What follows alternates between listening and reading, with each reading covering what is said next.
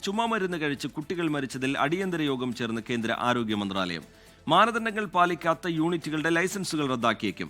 മധ്യപ്രദേശിൽ മരുന്ന് നിർദ്ദേശിച്ച ഡോക്ടർ അറസ്റ്റിലായി.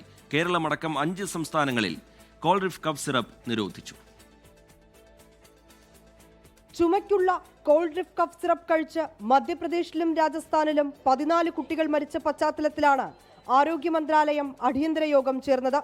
കേന്ദ്ര ആരോഗ്യ സെക്രട്ടറി പുണ്യ സലീല ശ്രീവാസ്തവയുടെ അധ്യക്ഷതയിൽ ചേർന്ന യോഗത്തിൽ വിവിധ സംസ്ഥാനങ്ങളിലെ ആരോഗ്യ സെക്രട്ടറിമാർ, ഉന്നത ഉദ്യോഗസ്ഥർ എന്നിവർ പങ്കെടുത്തു.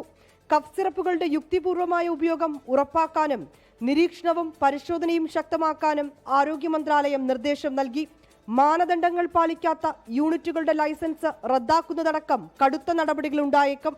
മധ്യപ്രദേശിൽ കുട്ടികൾക്ക് മരുന്ന് നിർദ്ദേശിച്ച ഡോക്ടർ പ്രവീൺ സോണിയെ മധ്യപ്രദേശ് പോലീസ് അറസ്റ്റ് ചെയ്തു.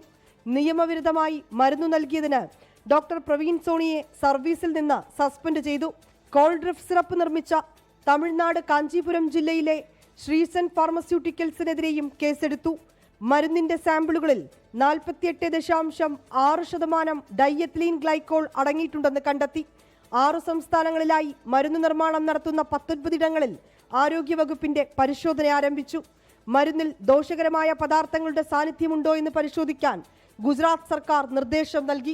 24 ഡൽഹി. ലോകത്തെവിടെയായാലും ഏത് സമയത്തും 24 വാർത്തകളും ഓഗ്മെന്റഡ് റിയാലിറ്റി പാക്കേജുകളും എക്സ്പ്ലെയിനറുകളും വിശദമായി കാണാൻ ഞങ്ങളുടെ യൂട്യൂബ് ചാനൽ നിങ്ങൾക്ക് സബ്സ്ക്രൈബ് ചെയ്യാം.